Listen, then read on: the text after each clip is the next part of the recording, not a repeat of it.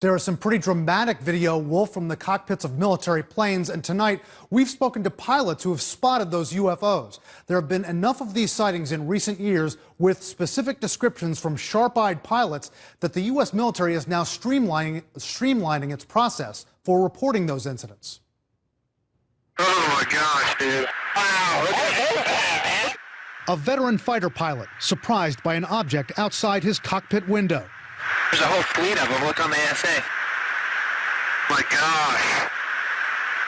They're all going against the wind. The wind's 120 knots to the west. Look at that thing, dude. This video is from a U.S. military training mission off the coast of Jacksonville, Florida in 2015. The object is a UFO, and American military pilots have seen so many of them in recent years that the Navy tonight tells CNN it's briefed members of Congress this week on what it calls threats to the safety and security of our aviators. The Navy won't comment on what it told members of Congress. Senate Intelligence Committee Vice Chair Mark Warner is one member who got a classified briefing.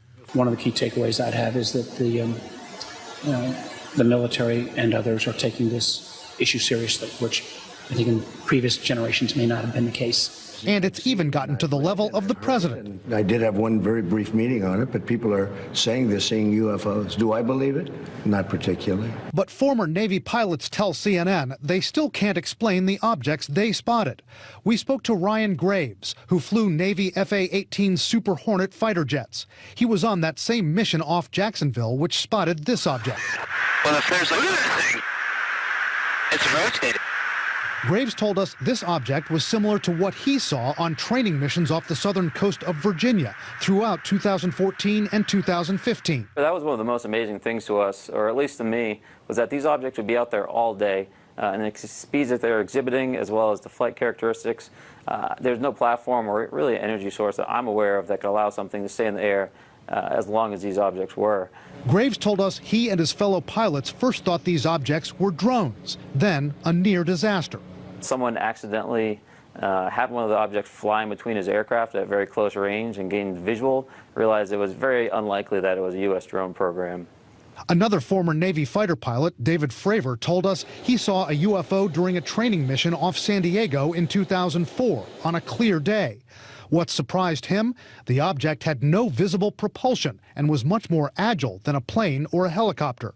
This was extremely abrupt, like a ping pong ball bouncing off a wall. It would hit and go the other way and change directions at will. Skeptics say these objects could simply be military hardware being tested on classified missions, unbeknownst to the pilots who spotted them. It's probably one part of the military not telling the other part of the military what they're up to, for a good reason. Still, Graves is happy that the Navy has a newly upgraded process for pilots to report these sightings. If these things are operating in airspace, the smallest amount of damage they could do is potentially take out a couple of lives in an aircraft, and I think that alone is worth the investigation. Now, we asked U.S. Navy officials about those comments from Bill Nye, the science guy, that these could simply be cases where one branch of the military does not tell another what it's doing.